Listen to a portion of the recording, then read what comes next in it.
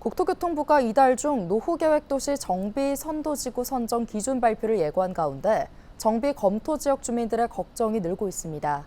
아직 사업성 판단이 어렵고 선도지구가 된다 하더라도 통합 재건축 과정에서 단지들 간의 갈등이 우려되는 등 변수가 많기 때문입니다. 이관성 기자의 보도입니다. 노후계획도시 정비 선도지구에 들기 위해 통합 재건축을 준비하고 있는 부천의 한 아파트 단지입니다. 지난 3월 통합 재건축 주민 동의율이 80%를 넘어선 이 아파트 단지는 90% 이상 주민 동의를 받아 곧 선도지구 지정 신청에 나설 예정입니다. 선도지구가 되려면 정비 사업의 실현 가능성이 높아야 합니다. 주민 동의는 물론이고 주차장과 건물 노후로 인한 주민 불편, 도시기능 향상과 확산 가능성까지 요건을 충족해야 합니다.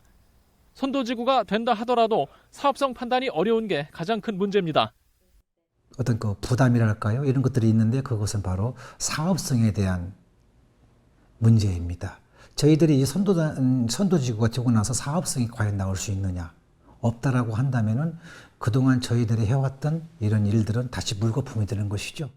중동 신도시 아파트 평균 용적률은 226%로 다른 일기 신도시들보다 사업 여건이 좋지 않습니다. 공공기여에 따라 용적률을 더 확보할 수 있는 노후계획도시 특별법이 생겼지만 공사비 상승과 부동산 경기 침체, 고금리 등 악조건들이 여전히 사업성을 가로막고 있습니다. 통합 재건축 과정도 주민들이 겪어보지 못한 난관입니다. 단지들 간 이익 충돌 때문입니다. 통합 재건축은 대규모 기반시설 정비와 주택 배치를 효율적으로 하는 데 유리합니다. 공사비 절감 효과도 있습니다. 하지만 단지 간 용도 지역이나 용적률, 대지 지분의 차이가 발생할 수 있는데 어느 한쪽의 이익이 클 경우 분쟁이 발생할 가능성도 있습니다. 실제로 여러 단지가 함께 나선 일반 재건축에서는 가구 수는 통합하고 단지별로 분양 계획과 분담금을 따로 책정하는 독립채산제 시행 사례가 늘고 있습니다. 이익과 비용 분배가 수월하기 때문입니다. 하지만 노후계획도시 통합 재건축에선 기반시설 확보가 어려워 적용하기 어렵습니다.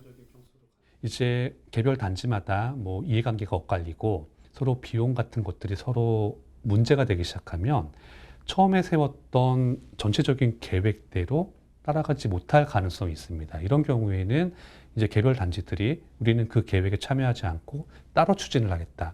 이런 식으로 진행이 된다면 전체 계획이 틀어지게 되는 겁니다.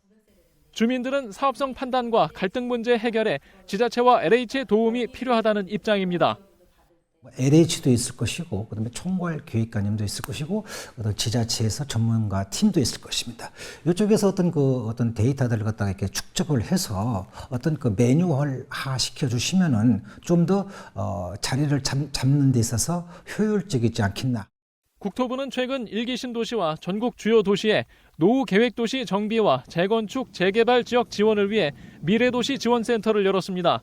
기본계획 수립 전에는 주민들에게 사업 착수 가능성 컨설팅을 지원하고 기본계획 수립 뒤에는 구체적인 사업 구상 분석 등 심층 컨설팅을 제공한다는 계획입니다.